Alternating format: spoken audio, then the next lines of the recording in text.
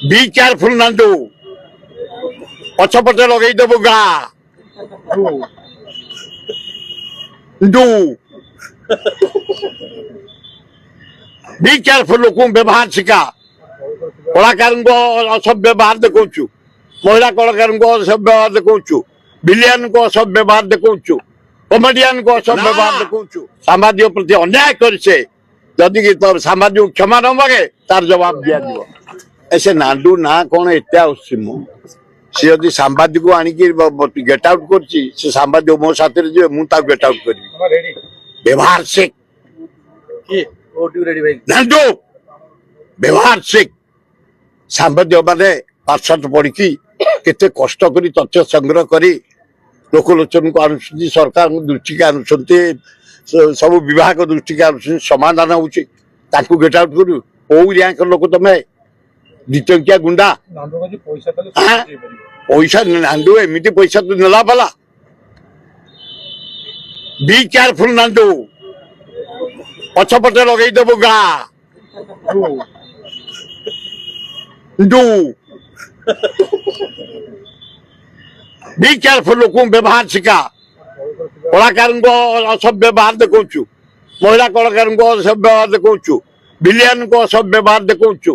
କମେଡିଆନଙ୍କ ଅସଭ୍ୟ ବ୍ୟବହାର ଦେଖଉଛୁ ଅବଶ୍ୟ ଏମାନଙ୍କର ଦୋଷ ରହୁଛି ରେଟ୍ ଅନୁସାରେ ଏଗ୍ରିମେଣ୍ଟ କରୁଛନ୍ତି ଯଦି ଅଧିକା ପଇସା ବଦଲୁ ଏଗ୍ରିମେଣ୍ଟ ବାହାରେ ପଳଉଛନ୍ତି ଏଗୁଡା କଣ କରିବା କଥା ନା ସାମ୍ବାଦିକ ପ୍ରତି ଅନ୍ୟାୟ କରିଛେ ଯଦି କି ତୋର ସାମ୍ବାଦିକ କ୍ଷମା ନ ମାଗେ ତାର ଜବାବ ଦିଆଯିବ ତମେ ରେଡି ତ ବି କେୟାରଫୁଲ ନାଣ୍ଡୁ ପଛପଟେ ଲଗେଇଦେବୁ ଗାଁ ଡୁ ବି କେୟାରଫୁଲ ଲୋକଙ୍କୁ ବ୍ୟବହାର ଶିଖା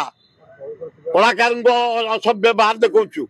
ମହିଳା କଳାକାରଙ୍କ ଅସଭ୍ୟ ବ୍ୟବହାର ଦେଖଉଛୁ ଭିଲିଆନଙ୍କ ଅସଭ୍ୟ ବ୍ୟବହାର ଦେଖଉଛୁ କମେଡିଆନଙ୍କ ଅସଭ୍ୟ ବ୍ୟବହାର ଦେଖଉଛୁ ସାମ୍ବାଦିକ ପ୍ରତି ଅନ୍ୟାୟ କରିଛେ ଯଦି କି ତୋର ସାମ୍ବାଦିକ କ୍ଷମା ନ ମାଗେ ତାର ଜବାବ ଦିଆଯିବ ସେ ନାଣ୍ଡୁ ନା କଣ ଏତେ ଆସୁଛି ମୁଁ ସେ ଯଦି ସାମ୍ବାଦିକ ଆଣିକି ଗେଟ୍ ଆଉଟ୍ କରୁଛି ସେ ସାମ୍ବାଦିକ ମୋ ସାଥିରେ ଯିବେ ମୁଁ ତାକୁ ଗେଟ୍ ଆଉଟ୍ କରିବି ବ୍ୟବହାର ଶିଖ ନାଣ୍ଡୁ ବ୍ୟବହାର ଶିଖ ସାମ୍ବାଦିକ ମାନେ ପାଠଶାଠ ପଢିକି କେତେ କଷ୍ଟ କରି ତଥ୍ୟ ସଂଗ୍ରହ କରି ଲୋକଲୋଚନକୁ ଆଣୁଛନ୍ତି ସରକାରଙ୍କ ଦୃଷ୍ଟିକି ଆଣୁଛନ୍ତି ସବୁ ବିଭାଗ ଦୃଷ୍ଟିକି ଆଣୁଛନ୍ତି ସମାଧାନ ହଉଛି ତାଙ୍କୁ ଗେଟ୍ ଆଉଟ୍ କରିବୁ କୋଉ ର୍ୟାଙ୍କର ଲୋକ ତମେ ଦିଟଙ୍କିଆ ଗୁଣ୍ଡା ପଇସା ନାଣ୍ଡୁ ଏମିତି ପଇସା ତୁ ନେଲା ବାଲା ବି କେୟାରଫୁଲ ନାଣ୍ଡୁ ପଛପଟେ ଲଗେଇଦେବୁ ଗାଁ ଡୁ ବି କେୟାରଫୁଲ ଲୋକଙ୍କୁ ବ୍ୟବହାର ଶିଖା କଳାକାରଙ୍କ ଅସଭ୍ୟ ବ୍ୟବହାର ଦେଖଉଛୁ ମହିଳା କଳାକାରଙ୍କ ଅସଭ୍ୟ ବ୍ୟବହାର ଦେଖଉଛୁ ଭିଲିଆନଙ୍କ ଅସଭ୍ୟ ବ୍ୟବହାର ଦେଖଉଛୁ କମେଡିଆନଙ୍କ ଅସଭ୍ୟ ବ୍ୟବହାର ଦେଖଉଛୁ ଅବଶ୍ୟ ଏମାନଙ୍କର ଦୋଷ ରହୁଛି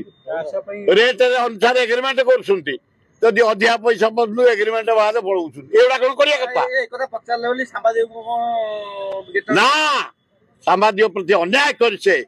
ଯଦି କି ତୋର ସାମ୍ବାଦିକ କ୍ଷମା ନ ମାଗେ ତାର ଜବାବ ଦିଆଯିବ ତମେ ରେଡି ତ